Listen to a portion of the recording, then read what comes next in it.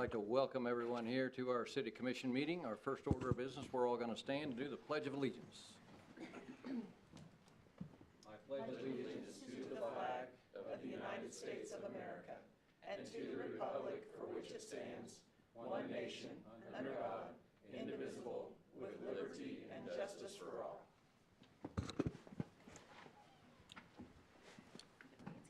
I know, right? That's cool. Okay, first of all, we have the consent agenda. I'll make a motion that we adopt or approve the consent agenda. I second. There's a motion and a second. All those in favor say aye. Aye. Opposed? Okay, that is passed.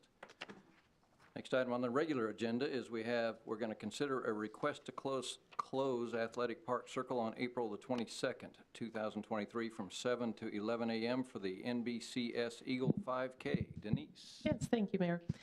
This is a request from the Newton Bible Christian Church, our school that holds a 5K every year, and they are just wanting to close the circle, the entrances for the circle at Athletic Park, and it has been okayed by the staff, and we would recommend approval. All right. I move that we approve that request. Second. Okay, there's a motion and a second. All those in favor say aye. Aye. Opposed? Okay, that is passed. Next item is Building Inspection Services. Suzanne? Yes, Commissioners, we have two different items here for building inspection services, one for the City of North Newton, one for Walton. Our building inspection staff performs building inspections for both of those agencies as well as Newton, and it has been several years since we have updated our agreement, and the agreements are included in your packet for both North Newton, which is item A, and Walton, which is item B. We have a retainer, an annual retainer that we have for each city, and it is based on, we looked back at the last 9 years of our service and the number of trips that we have made to those communities to do inspections. And this is not only inspections, but we also do the plan review. So any kind of say a new house or a new commercial structure, something like that, in their town, just like it would be here, we review the plans, work with the contractor. They pull the permit in their home community, and then the City Hall for both of those agencies contacts our building inspection staff and tells us when inspections are needed. The cost that you're seeing here, so the retainer is what we receive in hand, and then there's a trip charge for each of the communities, and we charge the time that is spent and then the trip charge, and then that's subtracted from the retainer. And as of yet, we have not bucked over the retainer, if you will. If we do, then they would have to pay in addition to that. But the retainer is just so that we have that time on staff available for them. So we would ask that you approve, I believe both of the communities have already approved these. Their governing bodies have approved, and we would request that you would take two separate actions to approve each of these agreements. Okay. I would move we approve the building inspection services agreement with North Newton. I second. Okay, there's a motion and a second. Any further discussion? All those in favor say aye. Aye. Opposed? Okay, that is passed. I'll make a motion that we approve the agreement with Walton. Second. And there is a motion and a second. Any further discussion? All those in favor say aye. Aye. Opposed? Okay, that passes. Next item is the Planning Commission, Rolling Hills 7th Edition. Suzanne? Yes, we have several pieces to this, and we have a few pictures on the screen here. Rolling Hill 7th Edition is the area that would be south of 1st Street, east of the interstate, and you can kind of see the plat here. The original plat for this area, which was the 6th edition, where we did some improvements a few years ago, meaning we did improvements. It means that there was infrastructure improvements that were made, but they were paid for by the benefit district, and the property owner was paying on those. The property has now sold, and the property owner has purchased additional property all the way over to Spencer. And so the 7th edition of Rolling Hills includes the 6th edition plus the additional properties all the way to Spencer. This plat went to the Planning Commission, and they approved it unanimously with the plat changes that I have listed here. It was subject to all of those changes being made that, that staff requested. The changes have all been made, and staff recommends that we move forward with the plat approval at this time. We happen to know, in this case, we don't always know when a plat comes through what improvement is going to go at this location. In this instance, we do know that there's going to be a quick trip that is going at this location. And the roadway that is in place today will be utilized, and the sewer and the water that is in place will be utilized. There is a new petition that is included as a part of this this item, and that would be for item C. A and B, you would take action to receive the plat, the final plat, and the recommendation from the Planning Commission. On B, you consider the final plat. On C is a petition for the intersection improvements at the intersection of First and Spencer. We have that planned. It's been planned for several years. When new development would occur in the area, we will need to put a signal in. And because of the quick trip and the size of the facility that is going in, the traffic projections would show that we would need to put in a new signal. And so the petition that's included in the packet, the city at large would pay for 67% of the signal costs, and the development itself will pay for 33% of the signal costs. Then items, pardon me, D and E, there is an agreement that is to respread the special assessments for Rolling Hills 6th edition, because the improvements that were built for the 6th edition, the street and the water and the sewer, they have not been all paid off. We have to respread those to the lots of the 7th edition. And so the agreement allows for that. And then item E is the engineering services with MKEC. They're an engineering firm that will be doing the engineering for the intersection improvements. It will include the signal, and it will include some improvements to Spencer, where the exit from the area would be south of First Street. There's some pavement improvements that need to occur there, and the development pays for 100% of those. The city is only paying for 33% of the signal itself, and that's the way it reads in the petition. So that's all of the items that we need you to approve, to consider and approve individually on this item. Do you have any questions?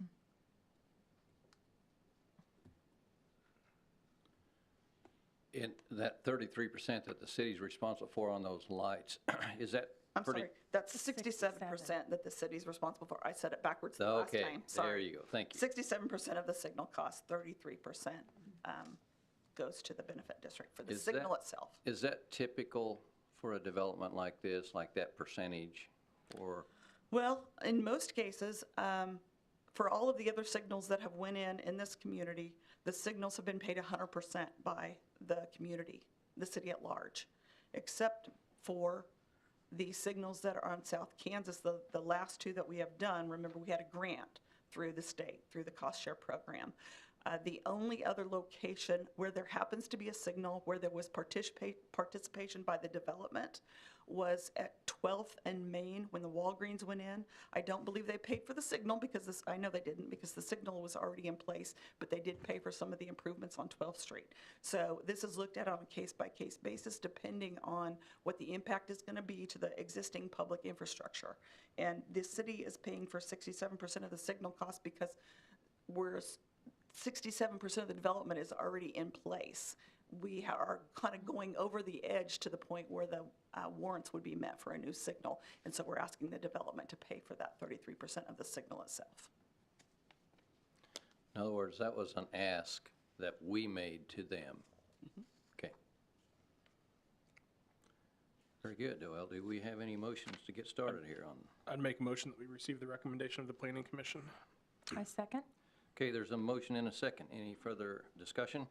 If not, all those in favor say aye. Aye. Opposed? Okay, that passes. I move we approve the final plat. I'll second. Okay, there's a motion and a second. Any further discussion? All those in favor say aye. Aye. Opposed? It passes. And I will move on C to receive a petition for intersection signal improvements. I'll second. Okay, there's a motion and a second. Any further discussion? All those in favor say aye. Aye. Opposed? It passes. I move we approve the agreement to respread the special assessments from the 6th edition to the 7th edition. I second that. Okay, there's a motion and a second. Any further discussion? All those in favor say aye. Aye. Opposed? And I will make a motion to consider an agreement for engineering services with MKEC for Rolling Hills 7th edition. Second. Okay, there's a motion and a second. Any further discussion? All those in favor say aye. Aye. Opposed?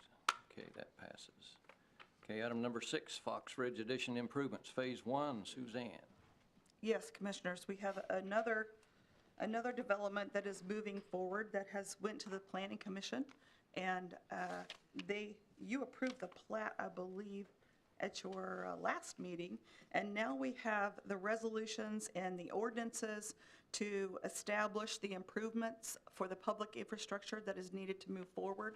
We have several different maps in your packet, and we have those on the screen that show the benefit districts for the Phase 1 improvements. Phase 1 would be the east portion of this development, and this is located between Kansas Avenue and 14th Street Connector on the east, and then on the north would be Country Club Drive.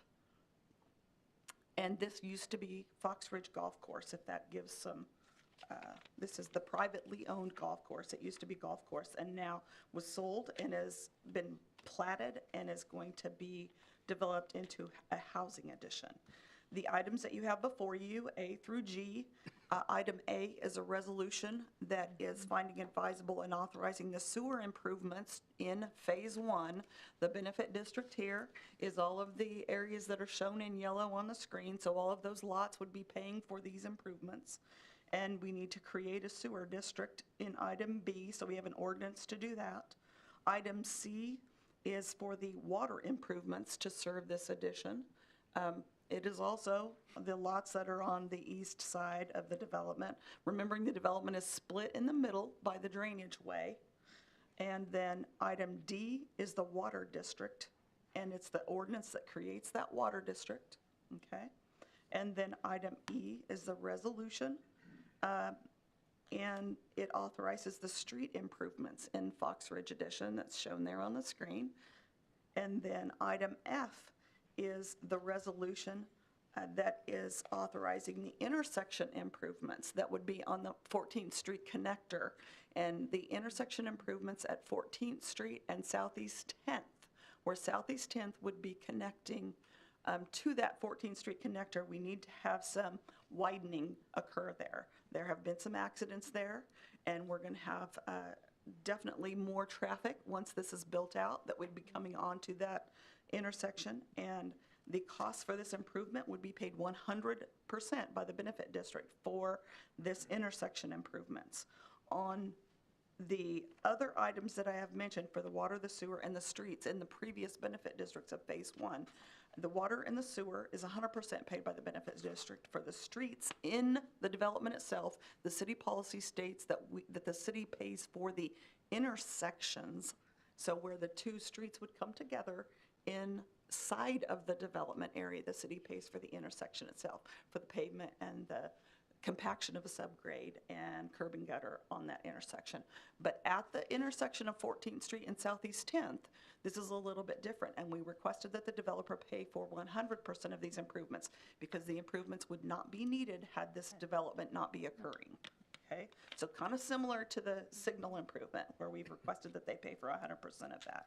Then item G is an engineering agreement with Garver Engineering for the Phase 1 improvements. And Garver would be doing all of the engineering for each of those Phase 1 improvements. Remember, each developer chooses their engineer that they want to use for development, and they work up all of the design plans and the construction drawings. They submit them to us, and they also get submitted on the utility lines to the state. Once all of that is approved through our office and through the state offices, then we put the projects out to bid, and then we can begin the construction of those. But this is the first step after platting. So do you have any questions on items A through G? How many total houses are in that area, do you know? I was trying to count them and I got to 100 and stopped. 256. I don't remember. 256. 256? I think that's, is that right, Zach? Because some of them are duplexes, right? Yeah. Could be, okay. It's a lot. That is. Cool. I wasn't counting when you were talking, I promise. How It's high okay. can you count anyway? I only got to 100, so I never would have made it to 256. Well, if there's no other questions, shall we start with item A? Yep, I'll make a motion that we approve item A, to consider a resolution finding advisable and authorizing sewer improvements to serve Fox Ridge Addition Phase 1. Second. Okay, there's a motion and a second. Any further discussion? All those in favor say aye. Aye. Opposed? Okay, that passes. Item B. Ordinance number. That'd be 5108-23. I move we approve ordinance 5018-23. 5108.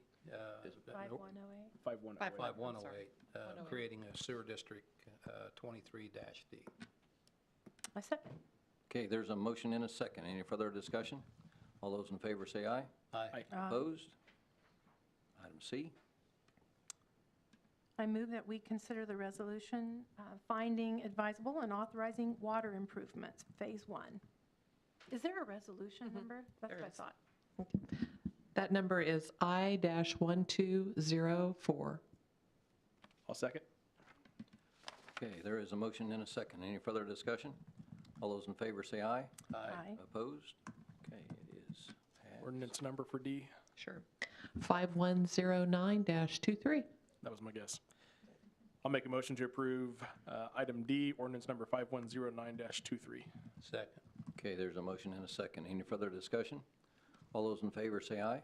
Aye. Opposed? Okay, that's passed. Item E. 1205. Yes, I-1205. I would move we approve I-1205 on Fox Ridge, the advisable authorization street improvements, Phase 1. I will second that. Okay, there's a motion and a second. Any further discussion? All those in favor say aye. Aye. Opposed? That passes. Item F.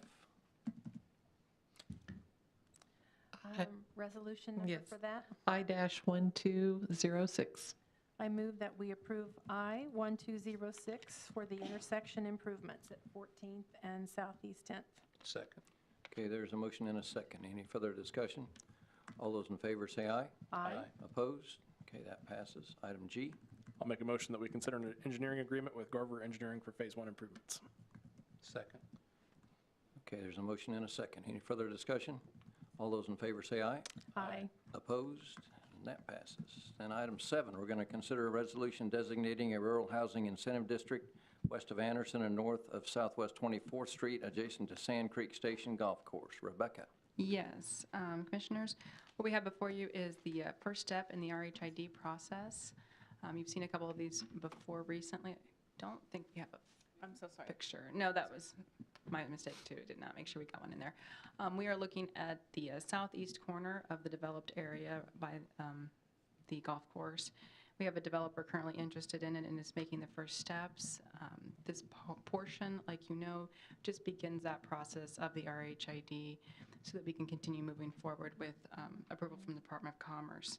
Just like the other ones that we've done this past year, that allows the developer to recapture 100% of what they put into that infrastructure, the curbs, the guttering, over that 25-year period. So asking that you would approve this as it's presented today to allow the developer time to continue on this process.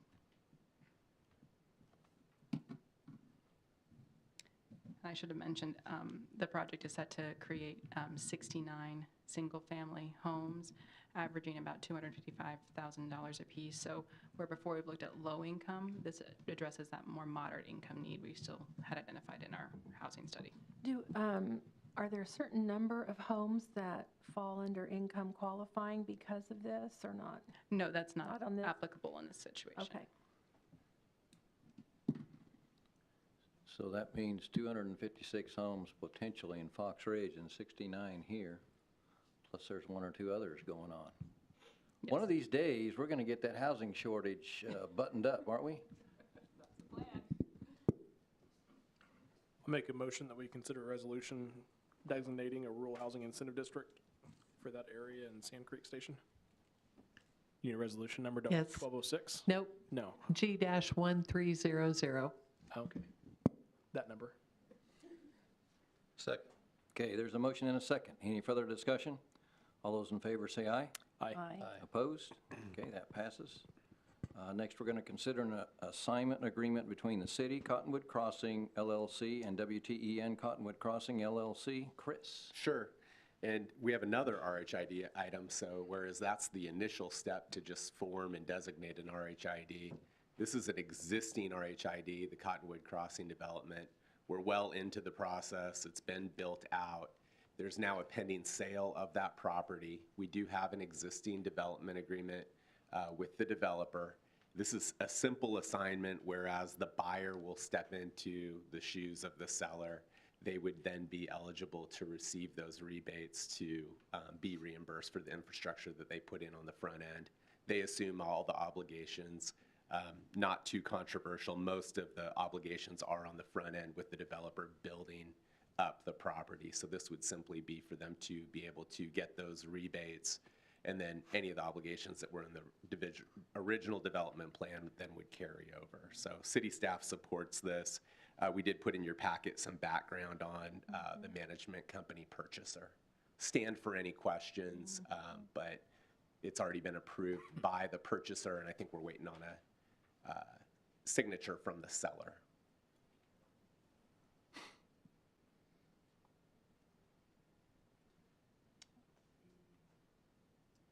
Well, I would move then that we approve the assignment agreement. I'll second. Okay, there's a motion and a second. Any further discussion? All those in favor say aye. Aye. Opposed? Okay, that passes.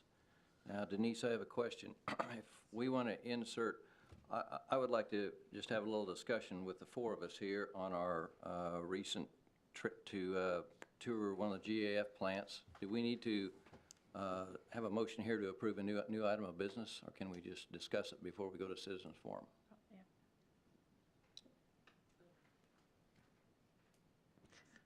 Are you going to make any decisions? No. Okay. No. Then I would say that you could go ahead and have the discussion without making that a new business item. Or you could do it when you go around in the, at the end. Yeah. It's whatever you would like to do. Well, I think this would be a good time right here, and then we've got quite a few folks signed up for Citizens Forum.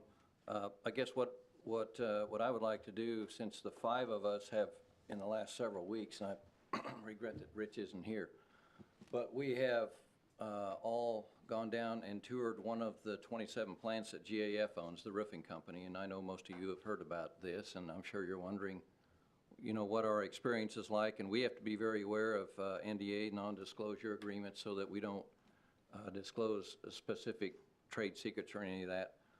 But I know for me, it was a very informative, because I wanted to find out, number one, if, we're talking about GAF potentially locating in the Kansas Logistics Park, and I wanted to find out about their culture, because, this community deserves an industrial partner that has certain standards and certain ethics and certain ways that they do business and are involved in the community, and so I was very interested in that. And I think my visit very much checked the boxes that they are a very good community partner, and their wage level, their average wage level is anywhere from $23 to $25 an hour, and they have some that are making considerably more than that. And the other thing that I know there's some people are concerned about is the sound and the noise, or the noise and the smell, and you get out in the parking lot, there is no smell anywhere. And of course, when you go inside in a manufacturing facility like that, they make shingles. Of course, you're going to have some odor, but it's very tolerable. The other thing that I personally was interested in is that this plant is located in a residential neighborhood. And I wanted to ask at least one homeowner what their experience was with this facility, with however many employees they have. It's well over 100. What their experience was. So I did that, and I went to a house about a half a block away. First one we stopped in, and sure enough, the lady was home, and we had a very interesting discussion. She said, I asked her about the smell and the noise, and she goes, well, There's no smell that I know of. I've lived here many, many years, and there's really no noise. She says, the biggest complaint I have is the semis coming out of there. They drive right by my house all hours of the day, but again, it's in a residential neighborhood. And if you think about where GAF is gonna go, it's out there on farmland, and there's no houses next door, anywhere's close. But she did say, come here, young man, I wanna show you something. And she went down to her stairwell of her basement, and she goes, you see that crack right there? Well, that's because of all those semis driving by my house every day, 24/7. And so anyways, and that's very understandable. I mean, it's in a residential neighborhood, and this won't be. So I think I can understand that. Anyways, that's my experience in a nutshell. Well, I know Rich isn't here. I feel like I can probably speak for him. We took that tour together, and one of the things that we did when we were inside was look at each other and say, do you smell much? And we both did not. And then when we went outside, we commented again, do you smell anything? Because I expected the coat that I was wearing to be full of a smell, and I smelled nothing. I got back to the hotel room, nothing. Not on my clothes, my coat. I was expecting to have to wash my coat and did not. I too was impressed with them as a community partner. Their approach to the community. They don't wait for the community to come knocking on their door. They get busy with the community, and they have a number of interests that they get active in. I was just thoroughly impressed, very decent people. And we did get to meet with the mayor and city council members there, and they had nothing but great things to say. And they did say that the issues that they had initially, GAF was basically bending over backwards to get those issues taken care of, whatever the issues were, so that those residents and ones closest to that facility would be satisfied, and they are. So that's good for me. I'm very thankful for that tour. That doesn't happen really often, but I was very thankful to have the opportunity to do it. And I know Rich was too. If he were here, he would probably tell you that, but we had a good tour. I'll add, I won't say any more about the smell, but what I did notice, though, is that no one in the facility is wearing any kind of respirators or anything like that. So that was an indication. That's what I looked for as far as smell was concerned. Now, the guy that was unrolling the fiberglass mat, a shingle starts with that. He did, but of course, that's for the dust from the fiberglass, not from the odor. So would agree with their assessments on that. The second thing that I really noticed, and I took a picture of it, and I have it, but also I posted it on Facebook as well on my city commission page if you wanted to see it there, and did have approval from the company to do so. But just the cleanliness of the facility outside. They're in a building that's over 100 years old, and now the plant itself is only about 23, I believe, 22 or 23 years old. They came in and they did, from the outside, you couldn't tell the building was 100 years old. They put on a whole new facade on the outside of it, but if you go in, you could tell. But even the cleanliness inside the facility was really high, and it was really nice inside. It was good. But we did ask the question, Leroy and I went together, and we did ask the question, to the mayor, what complaints have you had, what problems have you had? And they said they did have a complaint of noise when they have some machines that run almost 24 hours. Again, we'll be in a industrial area, so that's not a concern here, but in a residential area, just to show the company that they went out, once they heard of the concern of the noise, they went out and put a sound barrier fence of some kind. It looked almost like a rubber mat or something on a probably 10-foot tall or 12-foot tall fence, and virtually cut the noise out outside of the plant, and it sent the noise up instead of out. So they do work with the community, and Tommy, who we were with, who's been our person, he oversees all of the facilities in the United States, the manufacturing facilities. I just noticed little things. Tommy stepped away essentially the entire time we were on the tour, and Matt, who's the plant manager there, gave us a tour, as I understand, for Kathy and Rich as well, and Rod when he went. So it wasn't like we're just going to show you the best. I mean, all the guys were there working that day. And they even had a breakdown. The machines broke down for over an hour when we were there. And I thought, we're going to see people's true colors come out here in a minute, because They said you were bad luck. I guess that's what I stuck my finger in one of the machines, pushed a button, and I wonder what this does. But it was just the atmosphere of the place was very positive. It was very high. And I know that I'll be excited to see them come and be a part of our community.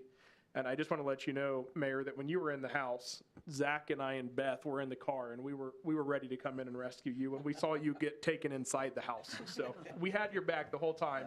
We were bringing the mayor back safe. We didn't know how we were going to explain at this meeting tonight if the mayor didn't come back and we lost him in Michigan City. So we were watching you the whole time. I also want one more thing. So that plant, GAF, they donated 12 acres at the back of their plant, and it's kind of a wildlife, not a wildlife refuge. There's a lot of trees and some wetlands that was back there. They donated it to the city, and there's a creek that goes through there. And they have, so you think about, okay, a plant like this is going to have dirty water, right? And they're going to send it down the stream. Believe it or not, they have trout in that stream. Salmon. Salmon, I'm sorry. Yeah. Salmon, and they say it's some of the best salmon in the United States as far as clean water and healthy salmon and all that. So I was impressed with that. Okay, we're going to move on to the Citizens Forum. What? Were you going to let me? Well, you No, you didn't get to say anything. I don't know what. Well, I just wanted to clean it up, here at the end. Please do. Anyway, the Chamber of Commerce CEO happened to be there when we were there.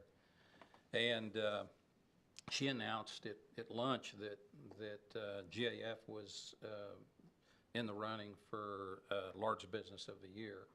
So obviously they do a lot of stuff in the community. So that was pretty impressive. The only odor that I smelled on the outside, they unload asphalt out of tanker trucks, and when they open the hatch on the top, they have to do that because they suck that asphalt out of there, and if they don't vent it, then it sucks in the sides of that tanker. So I could smell a little bit of odor on the outside there, but that was the only thing. And then I spent most of my time kind of away from the group talking to employees, and I was surprised. I didn't talk to anybody that had been there for, one kid 3 years, and he didn't have any intent on moving anywhere. But when they hire somebody, they promote from within. They have a good employee culture. And I didn't talk to anybody that said anything bad about them. It's a real family type environment, and I was really impressed with the fact that the employees. There was one gal there at lunch that they say she runs the office. Sometimes someone doesn't have the title, but they run the place, and she said it had changed her life going to work for them. She was a single parent, and they've been so good to her that it was. She was pretty emotional when she was talking about it.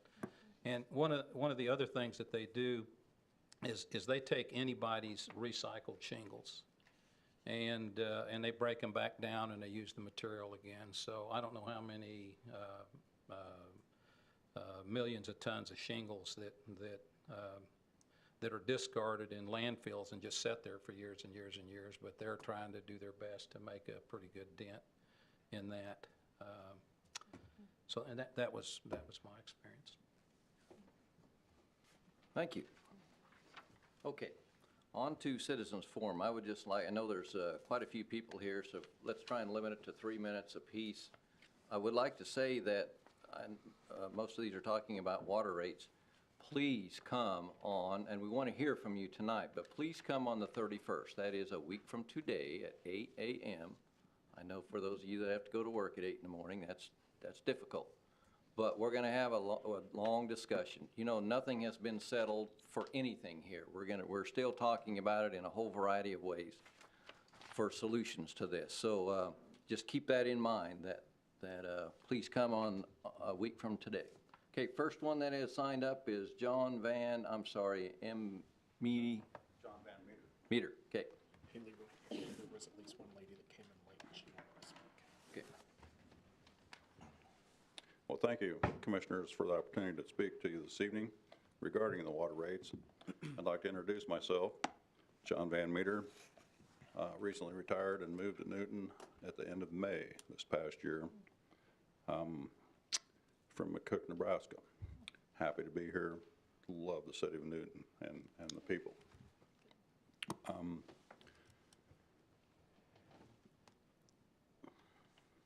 We bought a home that's close to Fox Ridge, and I love to water the grass, fertilize the grass, watch it grow, mow it, drink a beer, and watch it grow some more, and start all over again. I take great delight in yard care. Have numerous flowers. There's all kind of plants at the property when we bought it, and so obviously I had to watered the grass every day as automatic sprinkler system. The first bill came in June. It was $255. Well, I've used a lot of water. May have to scale back a bit. In July, the bill came, it was $330. Thought, whoa, I better start watering every other day, which I did. And in August, the bill was $366. Now granted, we had an entirely dry summer. And I noticed in July that a lot of the neighbors, and throughout the town as well, the yards were drying up and they looked dead. And I thought, maybe it has something to do with the water rates, and understandably so. But for 7 months, total water bills was $1,818. Now, I understand that $97 of that is for trash and the sewer project as well. But in my opinion, that is an excessive rate for water. I understand that you determine your rates through the winter months, normal household usage, and fortunately the yard watering isn't included in that rate. But I would share with you that I have served on 3 city councils in communities that I've lived in the past 40 years, and I have an idea of your pain and anguish, and I certainly admire you for stepping forward for the city of Newton and appreciate you. But I've lived in Guyman, Oklahoma, where it's incredibly dry, and McCook, Nebraska, and also at Hayes some years ago. And I realize that inflation bears a price increase over 20, 30 years, but Newton is by far the highest utility that I've had. And in fact, it's higher than what our electricity and gas usage is, which I was kind of surprised at. But, excuse me, I would ask if you perform audits on your water department as well as the sewer and trash, for cost-cutting measures. I'm sure that you have. You would be remiss not to do so, and in your staff as well. But I also wanted to read a quote from the newspaper, January 21st in the Newton Kansan, by Rod, and it states that none of us are for an increase in water rates, said Rod. And I'm sorry, your last name? Cry. You take a survey, and I can't imagine you would get a single person in favor that says they want to raise water rates or raise taxes, which is very true. But we do not control inflation. We work real hard at doing away with stuff that is not absolutely necessary. I know that senior citizens are hurt when things happen. Well, that's true. But as senior citizens and all members of the community households, inflation affects us all at the 8%, 8.5% level, wherever we are today. So their only option is to cut back their expenses by 8 or 8.5%. And I would certainly encourage you guys to do so as well, and your department heads, particularly water, sewer, and trash, to see if they couldn't find an 8.5% savings. Again, thank you for your service and for your time and your dedication to Newton. And I'm delighted to be here and part of your community. Thank you so much. Thank you. We're glad you're here too. Next up is Joe Solomon.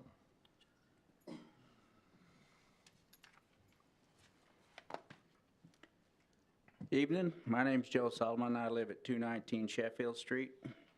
I'm here to speak about water. I don't feel that we should be raising rates. I think we should be looking at ways we can keep the cost down, because I could go over a line-by-line detail of what I've handed each of you. So I would just like a response back to that, maybe from in the paper or something. I'll be glad to get a paper copy of it.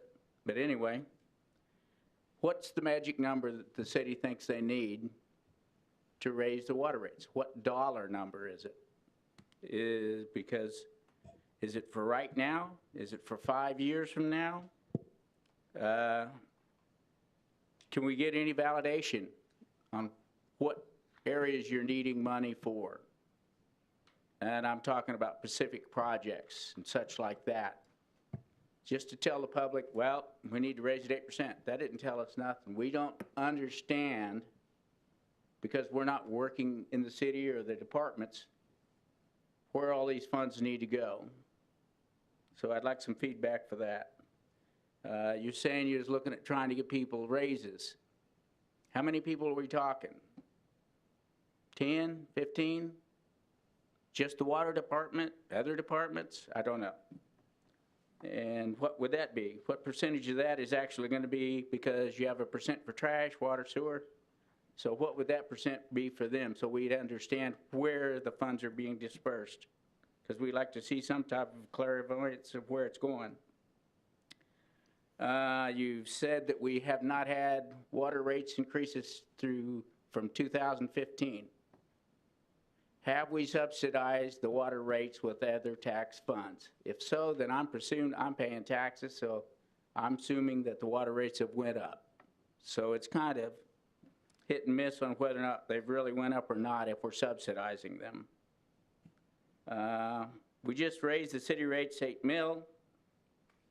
Are we looking to get the water rates up the other 4 mil that the city wanted, which would have been a total of 12 mil that they was wanting to begin with? So I can have a better understanding of what the expense is. How many water meters do we have in the whole town? How many are on tax income and those that are not on the taxes per se? Because some places are tax-free, so they only pay water. So we understand more of why you're trying to raise the rates so everybody pay fair on taxes. As far as all the new building additions that you're putting in, the one on Rolling Hills, I understand that. That says most of that's being covered by the developers. Fox Ridge, you're saying that's, and I'm kind of understanding that you're saying homeowners will pay for it. But initially, when we put in that infrastructure, is the city covering that cost or the developer? Because if we're covering that cost, is that part of why we're needing to raise the rates in order to cover all that infrastructure we're putting in? Because we got about 4 different locations we're doing that in. So I kind of really, I don't build houses and do all that, and I don't understand the RHID. And right where I'm at, my specials are being paid off by 2024, I believe. So I'm assuming I'm paying off the infrastructure at that point. You are. So when they first put it in, who covered the infrastructure cost? Now, I'm not talking about mine, but I'm pushing it back towards the others because I don't know how the city works. Because if the taxpayers pay for it all up front, we don't see our money back for 25 years. So is that what's driving your infrastructure rate for the water? But that's a big part of what I got questions on. And appreciate your time listening to me. I'm just like everybody else. We all pay bills. And like some of the other gentlemen said, when I'm getting real close to retirement, I drive a school bus. But every time I see inflation, I just figure out what I'm going to cut out. And I'm not just on Social Security, so I extremely feel sorry for those that are on Social Security. The best thing I heard bounced around out there that I liked, if we had to do something, they was talking about step increases on water rates by usage. So if you was a senior citizen and you use minimal, we'd increase you slightly. But if you're using 500 gallons, then we're going to increase it maybe 20%. I don't know. But if we're going to do something, I'd like to see something like that implemented to help the senior citizens and the lower income people. But appreciate your time. Like I say, give me some answers, what you got. I'd appreciate it. Thank you, Joe. Thank you. Okay, next up is Ed Myers. Yeah, I'd like to bring up something that we talked about before, that when you raise the rates, people are going to use less water. When you use less water, that's going to cause revenues to drop. So that's a basic principle you ought to be thinking about all the time. Another thing is people that have the money are going to put in wells on their property. But if they put in wells on their property, these are going to be people that use a lot of water. They're not going to be using as much water. And by putting in more wells, the cost of water is going to be going down to the lower income people. You're going to force lower income people to pay more for water because the higher income people are going to put in wells on their property. And another thing is that my concern is that you haven't really gotten down to the brass tacks to talk to the public. And I got a question on this fast flash vote. Are you going to ask on the flash vote next time about water rate increase? Is this going to be a question? If that's directed to me, sir, that would be at the will of the commission. They determine what those surveys are, Okay. what the subject matter is. Okay, I it's think very that's a possible. valid question. You need to ask the public what they think about raising water rates. This needs to be asked. And we paid $7,000 for this flash vote. Let's use it. Let's ask some valid questions. So another thing is that by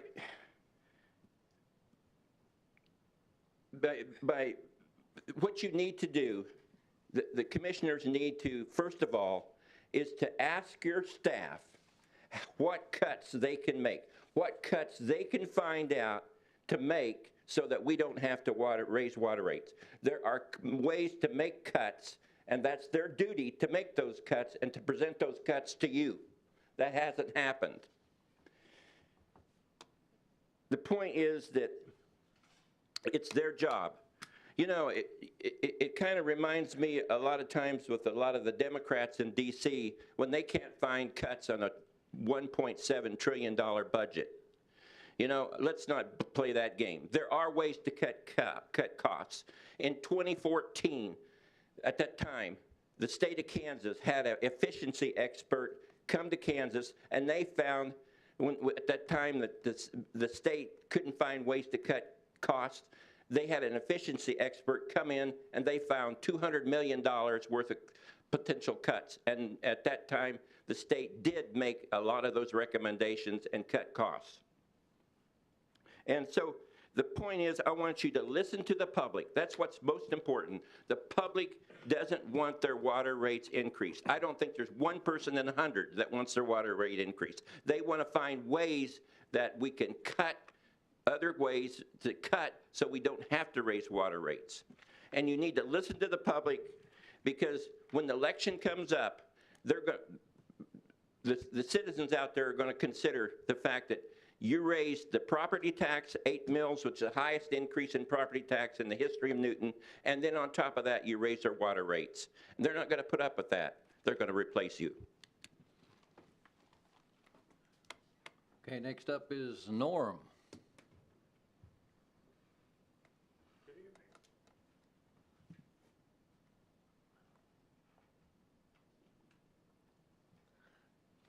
I hope you wanted a break, right?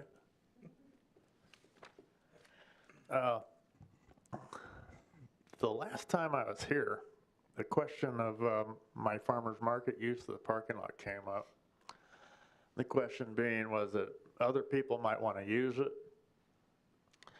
I would just like to clarify this, that if someone came to me or asked me, nobody has ever asked me about this, a group or an individual, but if somebody was to come and ask me, or email me or call me or whatever it is, some sort of communication to use the remainder of that parking lot on a Saturday morning in cooperation with me, I would probably say yes. If it's good for downtown Newton, I would probably go for it.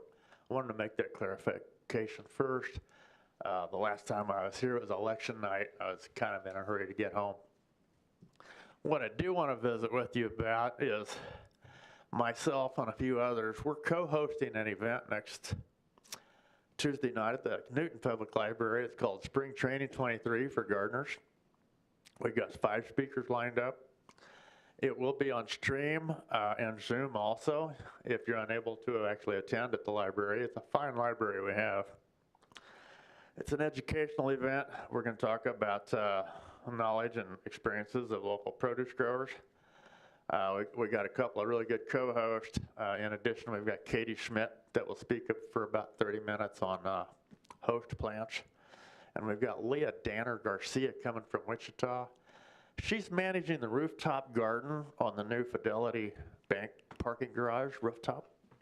It's pretty amazing what they're doing up in the middle of the city of Wichita on a concrete rooftop, and they're using no soil.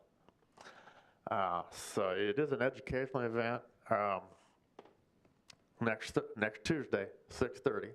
Any questions? Thank you. I reserve the right to come back and talk about taxes. Thank you.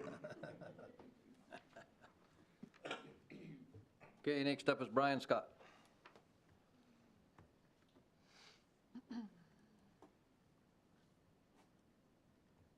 Good evening. I'm Brian Scott, 745 Normandy Court here in town. I am disappointed in how the water bills keep going up. I've lived here most of my life, and every year I hear the same complaint over and over again. I have one of the gentlemen that used to be a commissioner and a mayor told me that those new electronic devices you put on the water meter cost a pretty penny, and according to his figures, that's increased our expenses 37 times over in what we were doing before when we read the meters manually. Don't know what the truth is, but the city is getting rather expensive, but I have retired, so I have a fixed income, but I'm retired very nicely, so I can't afford it, but not everybody around us can. Just take it in consideration. We need to watch how we're spending our money. City of Newton is going more and more expensive as we go, not just the water. I own property here in town. I've owned property in McPherson County. McPherson County was always much more efficient than here, much more reasonable. So just things to consider. Appreciate your time. Thank you, Brian. Next up is Heather Goodwin.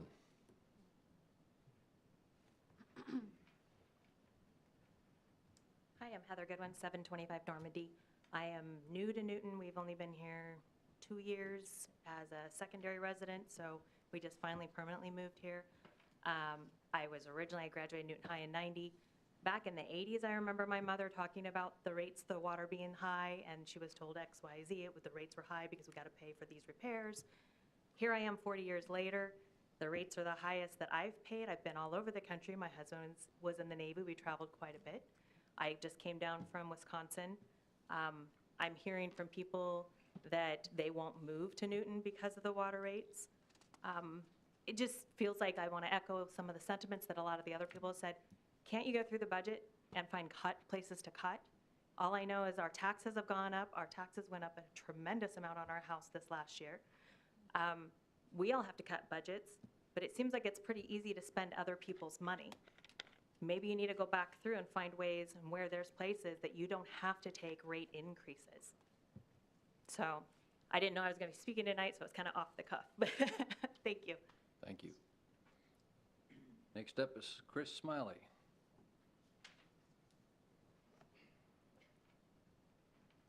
Hello, Christopher Smiley, 305 Southeast 11th Street, and I've lived here pretty much all my life.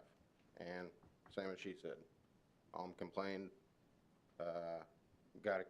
can't pay this bill because we got to pay the water bill. Got to have water. You know, and we're actually considering moving out of county because of the increases. And if we don't, more than likely, I have the funds and ability to do a private well. and that's what more than likely I will do. There's probably more than likely going to be a lot of other people who are going to do it, and the city's going to be losing revenue that way. So instead of, if I can find the money to cut the costs in my household to build a private well, you guys can find the money or the ways to cut the costs throughout the city. Thank you. Thank you. Next up is Sierra.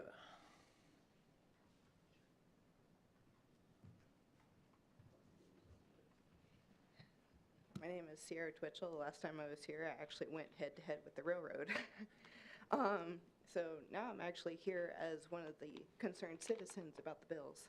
And I do apologize, I just got extremely anxious. One of the reasons why I'm up here is I actually been through 3 different homes since 2019. We sold our 511 East 8th house, which they fixed the problem there. And then we moved to Royer West, which is 3219 Royer West Drive, which was a beautiful home, by the way. And I wish I could have kept it, but COVID, which was D-Day, March 17th, is when we lost that home. Lickety split, I saw a pattern and I sold it within 7 months of buying it. Then we were homeless for a whole month. So no income whatsoever, living with family members that decided to move in town, which is a godsend. And then we ended up putting offers in about 5 different homes, which I had no idea at the time. My husband just lost his job, which was 3 weeks prior to signing. So we have been doing this catch-up thing for about 2 years. We finally got a home, and we've been living in this home for about 2 years. August 10th of 2020 was an awesome day. It was by accident. And we've went from me being the breadwinner with only income of $12,000 to him being now the breadwinner, because who can put their child, which I now have 2, into childcare in order for you to work if it's higher right there per week. I also, let's see, where was I? Okay, and now he's got the job and I'm an at-home mom. So we have the income, which tax just showed us is only $39,000. Okay, so you got all that, not including, we're gonna add the LEAP discussion in this category here, because I know a lot of Kansans right now are struggling super bad. We just found out that we're paying back our LEAP. And I don't know if you guys saw that article for Cake 10. You might want to look into it. But a lot of your low-income-based individuals are paying back that loan. Ours for electricity was closer to $500 to $600, and we're in the hole right now in our bank, $700 and something, trying to catch up on bills. Let me pause here. So with that struggle, we're adding gas onto it, which is also part of LEAP, which is also increased quite a bit because you're paying back that funding. On top of that,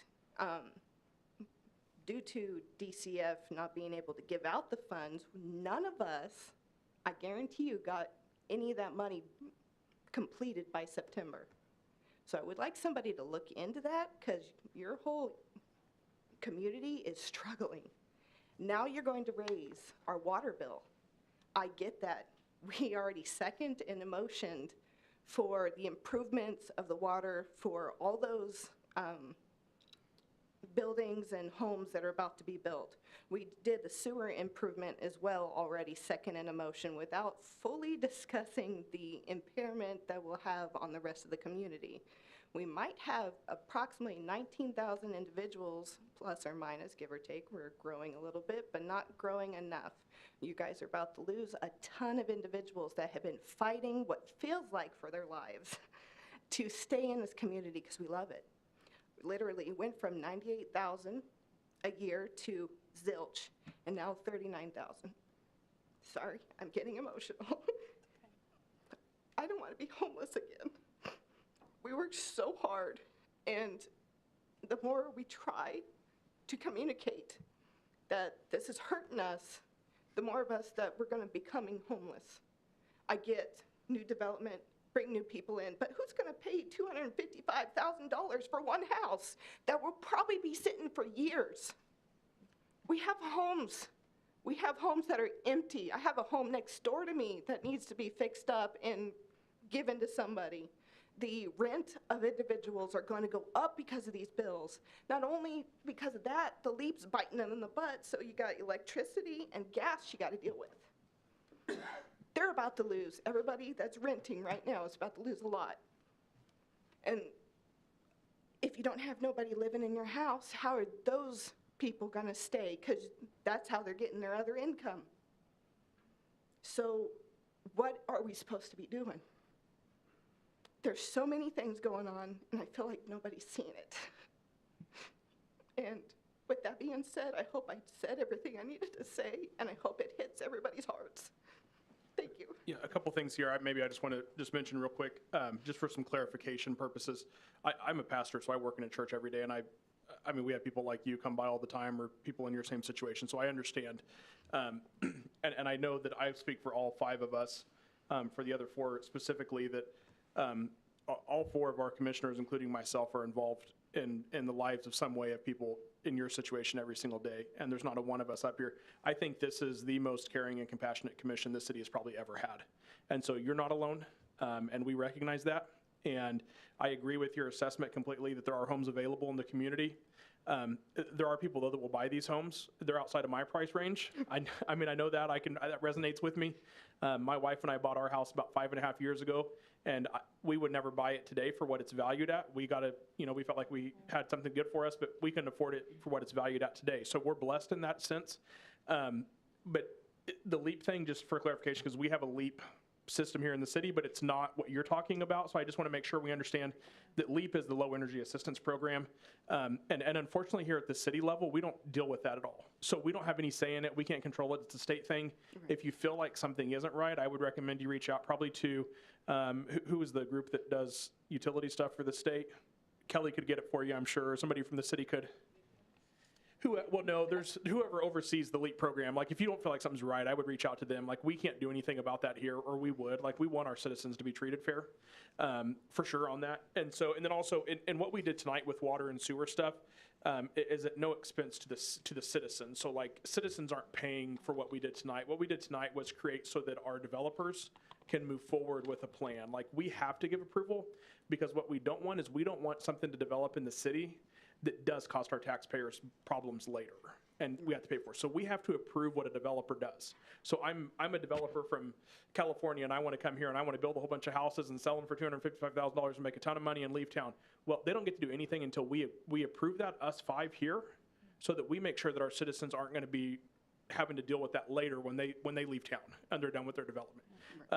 So that's what happened tonight. So what happened tonight was not like we didn't approve something and say, hey, we're going to fork out all the money and pay for all this stuff. There are some situations where we'll help with the development, but we always have a cost study or a case study done. And I feel like even with some of the other people that have talked tonight, that there's a lot that happens outside of right here. I mean, we get all these reports like this whole thing here I was looking at for the Fox Ridge thing is 24 pages long. And all of us take time, and most of it's typed. I mean, it's small font, like it's something that you don't want to read. Most of us look through it, and I can tell you that I don't read every single little 74 degree, 1 foot, 34 inch line, but the stuff that matters, the financing and all that kind of stuff, like we do read through that and we do care. And so I think what you say resonates and we understand, like, don't feel like you're alone, because you're not. And, no, I'm not. That's why you're I'm not. here. And like, but like I said, I mean, I think this is the most compassionate commission the city's ever had. And I know that across the board of 5 of us, we all agree that not a single one of us wants to raise rates. I know that we probably have 5 different solutions on how we keep that from happening or what we do moving forward. And I know that I'm on one end of it, and I know that there's other people on the other end of it, because we've had the discussions already. But we're trying, and so I just want to give you a little bit of hope. I don't want you leaving here tonight and thinking that, the doom and gloom awaits you, because that's not the case. I don't think. It's been going on for 2 years. It has, I know, and it has been going on for a long time. But I can tell you that we've talked about this now for probably 4 months. Is that fair to say 3 to 4 months, probably? Just looking at different options. And we're looking at different options and we're trying to find, so please go rest easy tonight knowing that we're trying to keep it from happening. And you know you're not the only one in the situation, but we do care. And we want families like you to call Newton home and be successful here. And so please don't leave here tonight thinking that we don't care, there's no sympathy, because we do. And like I said, I work with families like yours and other people in our community every single day in the church. And so we care and we want the best for you guys too. I know you guys care, because Thank you. the railroad wouldn't have got fixed if you guys didn't. I didn't recognize you until you said that, and then I remember the railroad situation. So That was a big stink. yeah. Thank you for coming tonight. Thank you. And I will say too, we have about 7,500 meters right now, isn't that right? Give or take? 76.99. 76.9, okay. Average. It's always changing. So pretty close to that, but since I have such a keen understanding of economics, we've gone through a period where we really had no growth, for 7 or 8 years, well, longer than that even. And right now we've got, I haven't counted them, it was 500 before the 256, so maybe somewhere in the neighborhood of 700 houses that are being grown that will all have meters. And the only real way, when you have the same number of people paying water bills every month, then when there's inflation, there's only, you can't just make up revenue without raising the price of water. So if you're having growth in expenses, then somewhere you have to offset that, because we're not allowed by the state to spend that water fund down below zero. So we've worked our tails off to try to create a culture where people wanted to come to Newton. And now we've got the House thing going, we've got the GAF thing going, we've got other companies that we're talking to. We're on the cusp of a lot of really good things happening, which will increase the volume of water we sell to other people. And that's where we put our concentration on the people that say, we're wanting to increase water rates. Well, we've got to talk about it. The fact that inflation has happened and our water fund is going down, we can't just ignore it, because we'll run out of money at some point in time. And how many people here want to raise water rates? Raise your hand. Okay, there's your survey, Ed. Nobody wants to do it, but we still have a problem that we've got to work on. And we're working hard on it, and volume is going to be the solution to the water rate thing, or every time that inflation goes up, then we have costs that we have to cover. We don't want to raise water rates. We don't want to raise water rates. We don't want to raise water rates. So, yeah. Yeah, I will echo that. We have another gentleman before you, and then you can go at the very last, okay? Okay, thank you. Okay.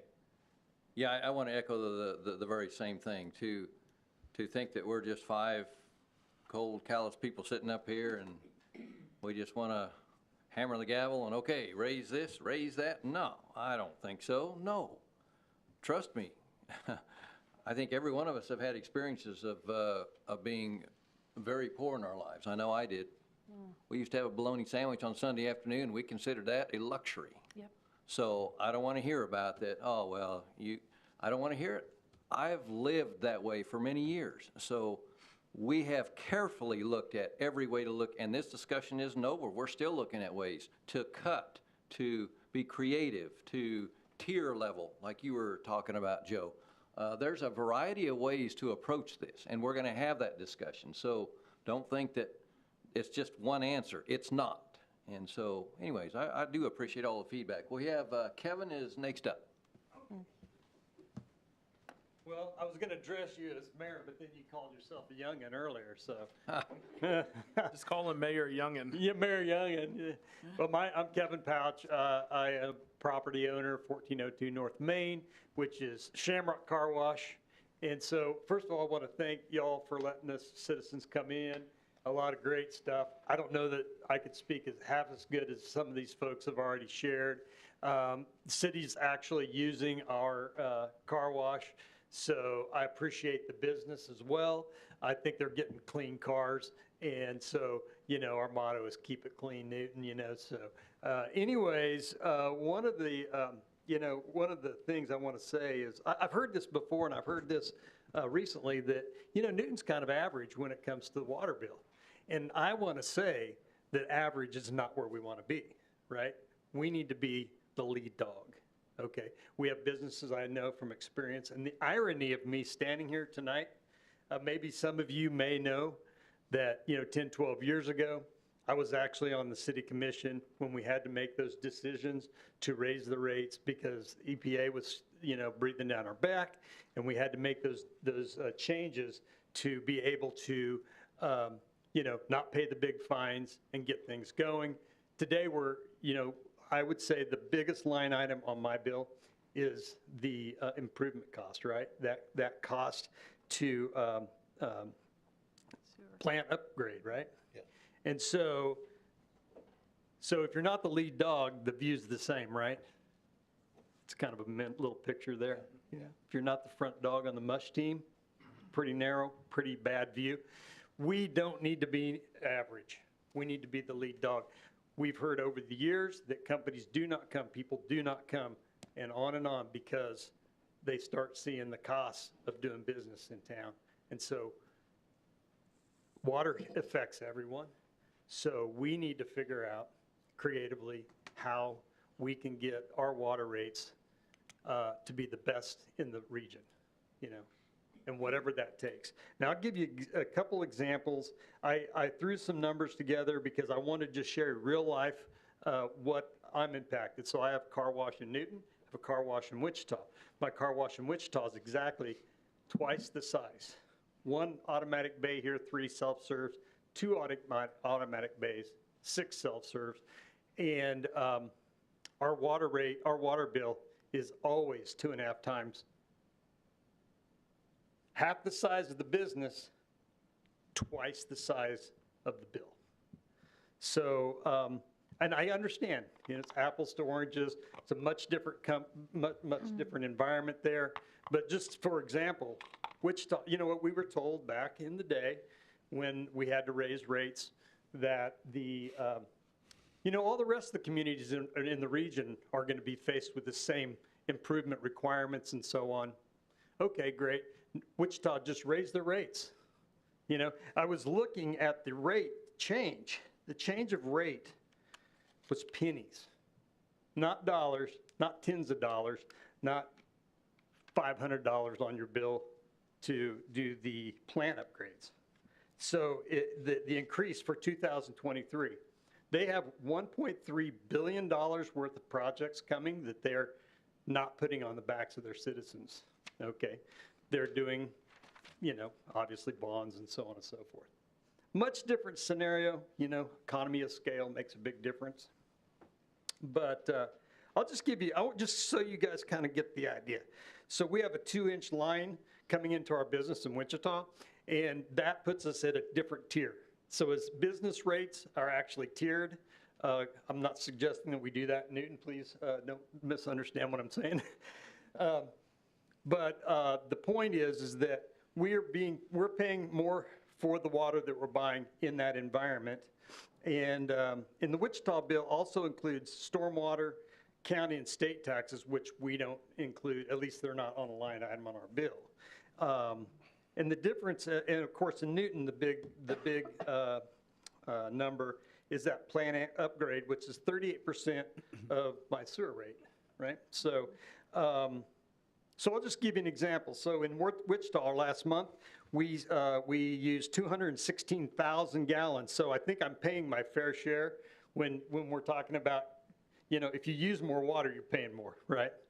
So I think I'm generating some funds there for the community.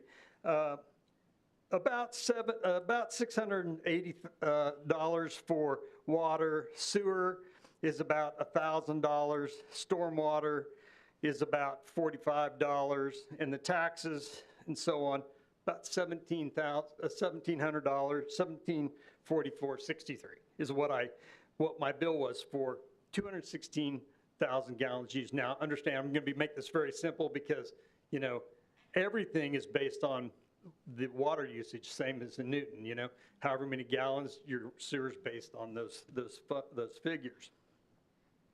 But in Newton, so 1744 for Wichita Water.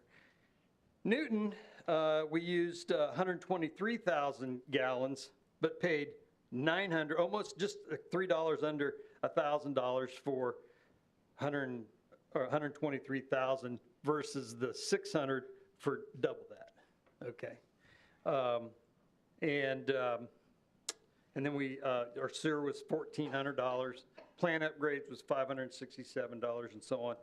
$3,135.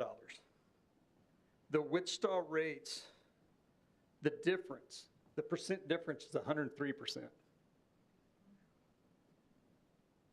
So we have room to grow. We have room to make improvements.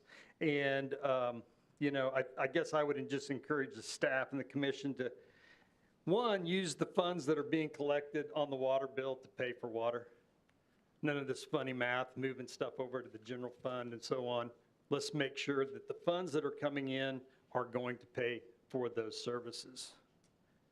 So then, you know, let's get the bills to reflect what is actually being paid, if there are subsidies, so on and so forth. But let's make sure that every citizen's being affected. So the water is a place that we can, you know, help improve the lives of very many people.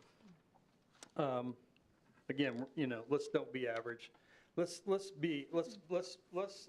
this game to be attractive. Let's make this work. So, you know, you've heard from all kinds of walks, right? High income, low income, retired. You've heard from a business owner, and you know, you guys are creative. You guys are smart people, and I just trust and believe that you're going to be very creative and figure out a way. I would say let's don't not raise the rates. Let's lower the rates and be number one. I just have a question. Yeah. You mentioned gallons in Wichita, and you mentioned gallons here. Did you convert the cubic feet Yeah, I here? converted it all, Okay. yeah, from cubic feet. Everybody calculates cubic feet, but just to try to simplify it and make it. Question for me? No, thanks. Thank you, Kevin. Okay, the young lady. My name is Chris Block, K-R-I-S, and then block is in around the or concrete. I live in a rental property on 911 Oak Street. I'd like to start by thanking all of you who are leaders here in the city. I don't envy you your job. I do not envy you your job at all. I am not good at making decisions under pressure, so I appreciate the work you do. I moved to Newton in August of 2018. I'd just gotten a job with Rail Crew. In January of 2021, I was fired. And I have spent the last 2 years unemployed. I know that's not your issue. Well, mostly unemployed. I was able to pick up some odd jobs where I bring in approximately $250 a week. And if it was not for the fact that I live with my sister and she takes care of all of the bills except my personal phone bill and food expenses, I would not be able to live anywhere. I would be living out of my car. I know there's improvements that have to be made. I know with water treatment, I personally cannot drink the water that comes out of the tap. It makes me sick because of food allergies. It does the same thing to my dad, and his is far more severe than mine. So I know there are improvements that need to be made. I know that there's issues with pipes and, you know, all the different things. I understand as someone who has lived a life being interested in infrastructure and how things work and highway maintenance and things like that that have interested me since I was very small. But I am also very concerned because I've been trying for 2 years to get a job here in town. In 2 years, I've put in over 300 applications at different businesses here in this city. And I have not gotten any callbacks. And if I can't get a job and you raise the rates, I have to leave town. And my sister will have to leave town. And we love our landlord. We love our house. We love the community that you all have worked diligently to put together for us. And we don't want to leave. But if the water bill goes up, we will have to. And that's not a decision we're ready to make right now. Like I said, I appreciate your efforts, your work here in town, making this city what it is. And I thank you for your time tonight. Thank you for sharing. Thank you, Chris. Kelly, could you talk a little bit about the water subsidy program that we have that's available to low income? Yes, absolutely. And Rebecca she knows more about this program than I do, so she probably can speak more eloquently to it. But we do have a utility program in place. It's been in place for several years now. And Yeah, two. Yep. However, it is, the way the resolution currently reads, it is just for senior citizens that are of low income. But it's always something we could look back at again and see if it needs to be revisited. We probably should look at that. Certainly. I would definitely. And anyone who is interested in that, because I know these meetings are rebroadcast too, so other people watch later on or at home. But if anyone is interested in that program, please contact our utility billing office. And Marilyn, who is in that office, knows the ins and outs of the programs and who might qualify. So we would just encourage anybody who thinks they might qualify to apply. We try to get that word out there, but it's one of those things, once you have an ongoing program, sometimes you know it's ongoing, but we need to remind ourselves and the community that there are resources out there, even within our own house, so to speak, our own organization. So thank you for that opportunity and for reminding me to bring it up. Well, I would like to sincerely thank everyone who spoke tonight, and I know that all five of us really, this is a tough situation for us, and we take it very, very seriously, and we can all relate to your stories and what you're sharing, because we've all been in touch with that in our own lives. And so we are going to do our very best here as time goes on with that issue. So I think right now we have an executive session that we need to deal with. Do one of you want to read? I think the first one is on. Do we want to go around first? Mayor's discretion, and we actually have two executive sessions. We don't anticipate any formal action after the executive session. So if there's no action, then maybe that should be the best. Why don't you lead us? Yeah, I would like to be able to talk just a minute. So I just want to thank everybody, as the mayor pointed out, for coming tonight, and especially for those who came and are just vulnerable, even if it's sharing what your own personal finances are with bills that you get in Wichita versus Newton. It takes a lot to come and speak to us. I get paid for a living to speak to a certain degree, so it's not as difficult for me, but it is for a lot of people. But I appreciate those that are willing to come and just be vulnerable and help us understand.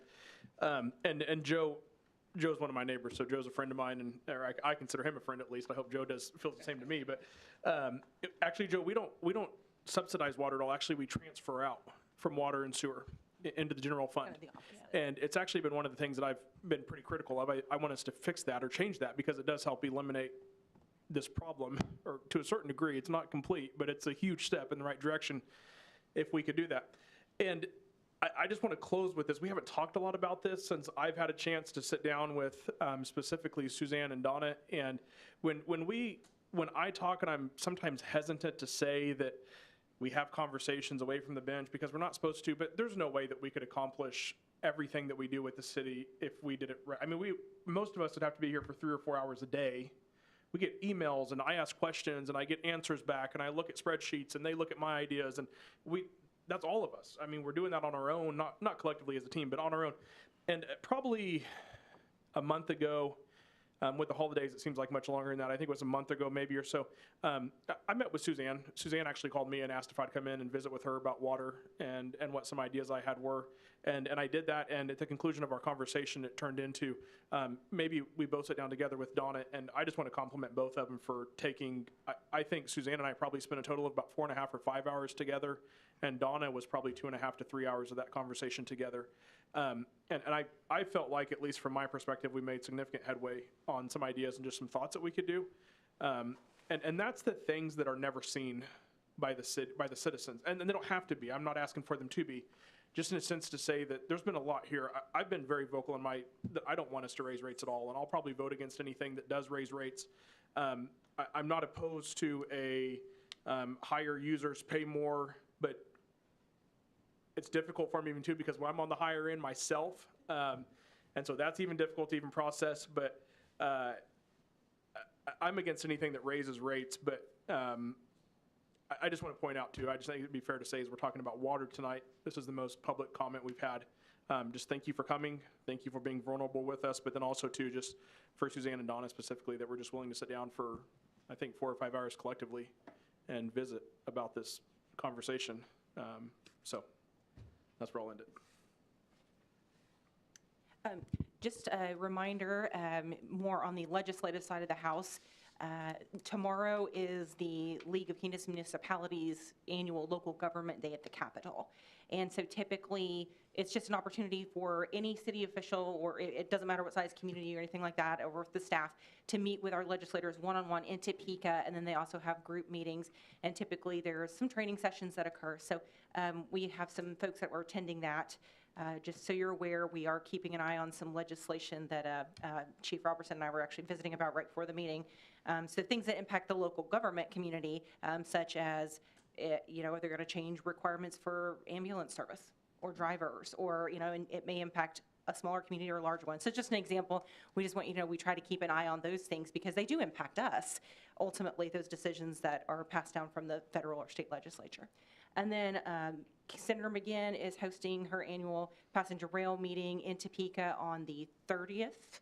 And it's going to be WebEx. We'll get that link out to you if you haven't already seen it. And so it's interesting. The director of the FRA is going to be speaking virtually, and then Derek James, who's the Vice President of Government Relations for Amtrak, is going to be there in person. So we'll just get a good update from them, and also from KDOT, ODOT, and TxDOT. We are making a joint grant application to the federal government for all 3 states for quite a bit of money that would help fund the expansion of the passenger rail service we've been talking about for a number of years. So this has been a long time coming. So that's exciting to even have that little bit of progress. Quick follow-up, a couple meetings ago, you received a petition for de-annexation. As you recall, it's from Ron Harder. His situation was his frustration with not being able to discharge a firearm on the property due to it being the city limits. The direction that we got from the bench was, are there any solutions that don't necessarily involve a de-annexation? My office met with Ron and Chief and his staff at PD. The UPOC does have a provision that allows discharge of a firearm by special permit through a special permit from the police department. We didn't really have a mechanism or administrative policy in place. We've developed that. I've provided a copy to Ron. I think Chief feels comfortable with it. We haven't received, obviously, any applications for it. This wouldn't take any city commission action, but it does give a mechanism for certain scenarios whereby the police department could bless the discharge of a firearm. I've got a copy of it here for the commission or anyone that's interested, but I think it goes forward that I don't see the de-annexation going forward. So that's just an update. Good work. Good work with that. Yeah. And that's Chief and Matt in my office and Ron Harder. Commissioners, I would remind you that on January 31st at 3:30 will be a groundbreaking ceremony for the library project. It will start outside and then moves inside. The library director has a few things planned. It won't be long, but it will be something you may want to attend. Except to remind you about next Tuesday, 8 o'clock, Yes.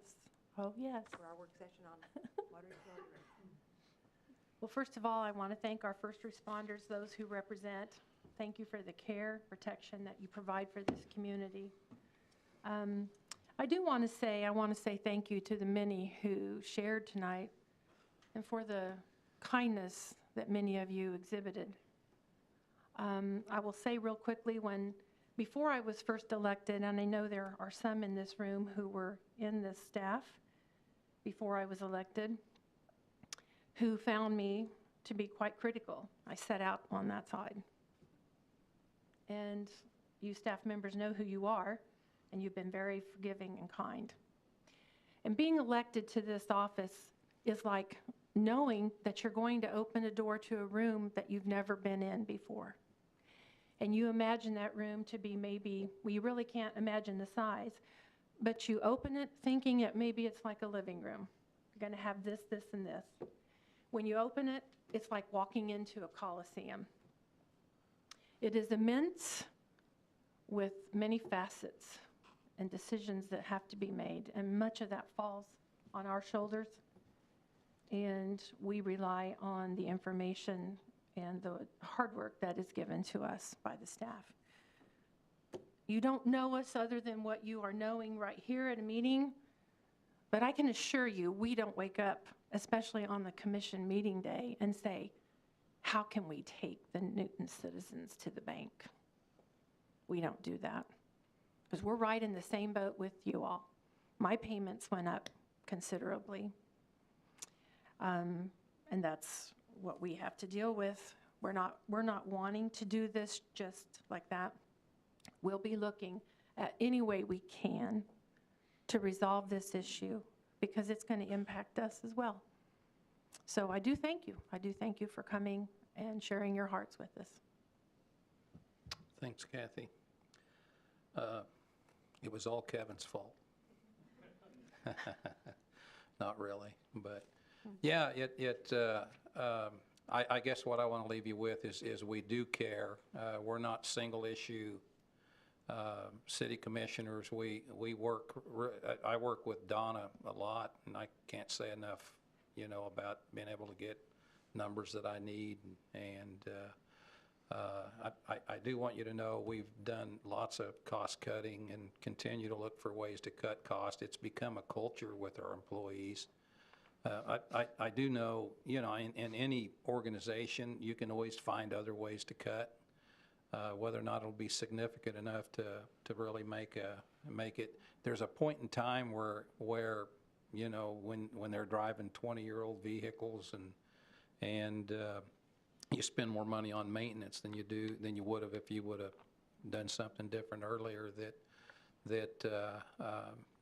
That you have to take that into consideration too. And I would just say, clear across the board.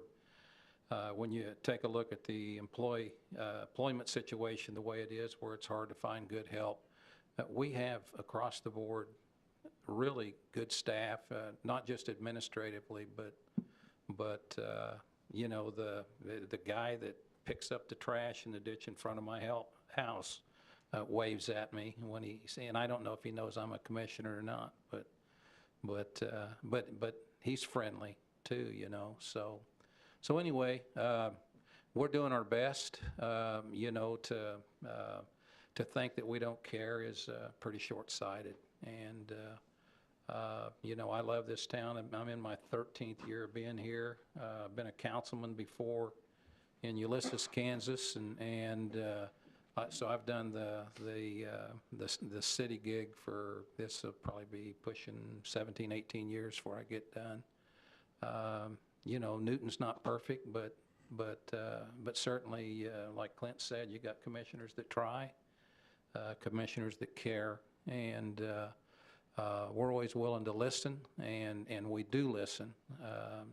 But we still have decisions we have to make that might not be popular. I would just urge you to put that in perspective with with some of the other things that we've accomplished. You know, when a city doesn't grow, you know, nothing good can come from that. And we've figured out how to stimulate growth, and we quit looking at being close to Wichita as a detriment, and we now look at that as being an asset. You got Beth sitting there from economic development. We went from kind of a closed-door economic development policy to where we really look at regionalization. You know, Joe's figured out that growth is the way that this thing's going to work for everybody. If you're not growing, you're dying. That's kind of a saying in city business, and we're certainly in the process of growing right now. So somewhere between, you know, not wanting to, I mean, don't run us out of town with pitchforks and the little fiery things like they do. We do have a plan. We don't, like she said, we don't wake up every day and just try to figure out what we need to do today. We've spent a lot of time on long-range planning, and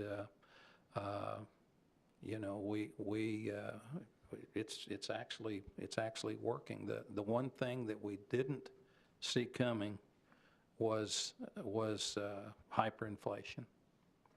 That has just really turned things into a bowl of muck. So anyway, we love Newton, and we're going to keep working hard, even if people are mad at us. So When you do what we do up here, you don't do it with thin skin because it won't last very long. I also want to say that, you know, we're not rubber stamp yes men and women up here, and we push back, and we ask very probing questions, and we search for more answers if something doesn't make sense. And so we really do have good people from top to bottom. If the number's around 210 employees, which I think it is, from top to bottom, I mean, we have some of the best people of any city here in the state. And so yeah, I would like to just say that, you know, teamwork makes the dream work, and we all have to work together, and we can't just rubber stamp things, because each one of us, you know, we all have an opinion about how to do things, and I for one, and I know each one of these, you know, they get pretty fired up sometimes with questions that need to be answered. Okay, now let's move on to the executive session with the economic development prospect. How much time? I would say if we would come back at 8:55, that should be ample. Okay.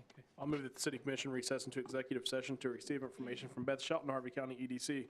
Justification for closing the meeting is to discuss data relating to the financial affairs or trade secrets of a corporation, partnership, trust, or individual proprietorship. The time and place at which the meeting shall resume is 8:55 p.m. right here at the city commission chambers. I second. Okay, there's a motion and a second. All those in favor say aye. Aye. Opposed, okay. And there's no business after this, so anybody can leave. Yes. Yep.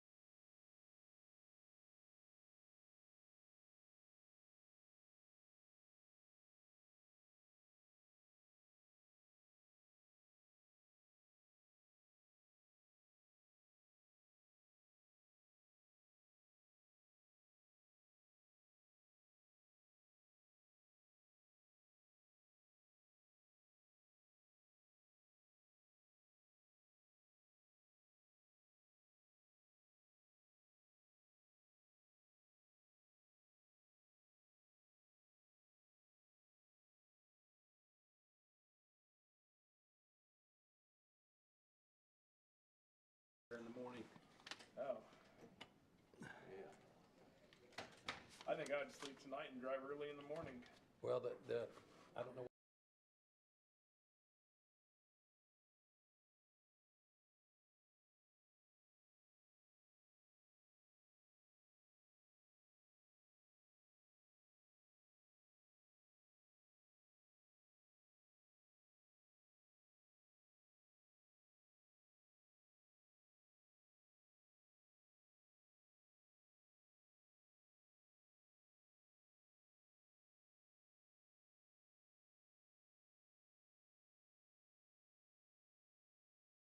Cost associated with that.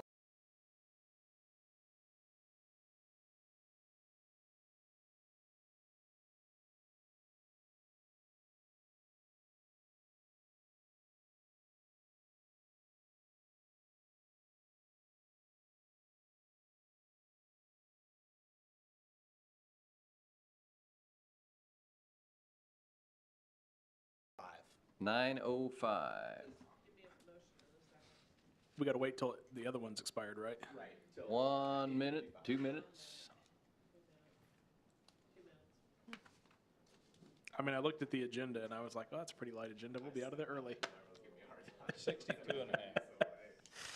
I knew all those development ones would go fast, but You never know. I didn't think we'd have 13 people sign up for.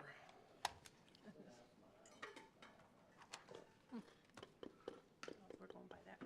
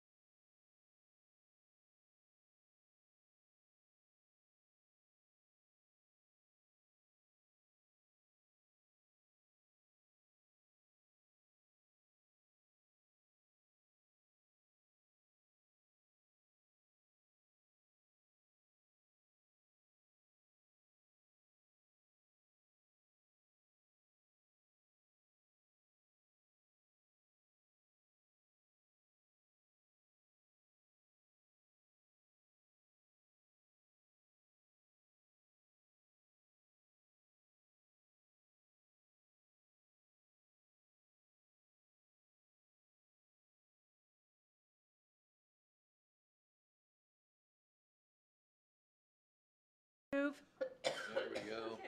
Second. To 9:05. Second, all those in favor say aye. Aye. Let's go.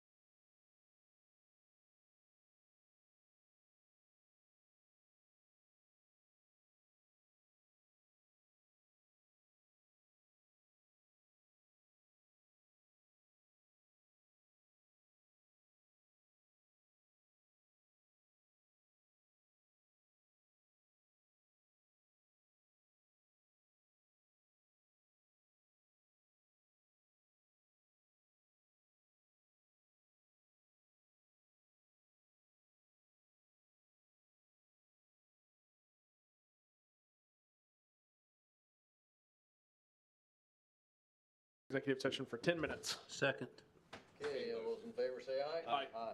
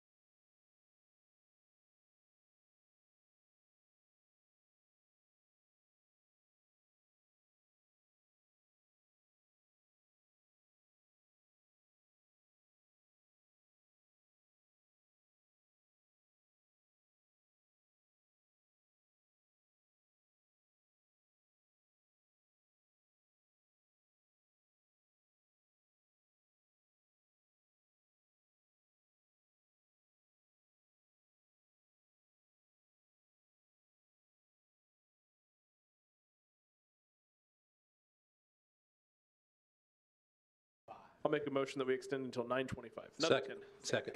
Second, everybody in favor? Aye. Opposed?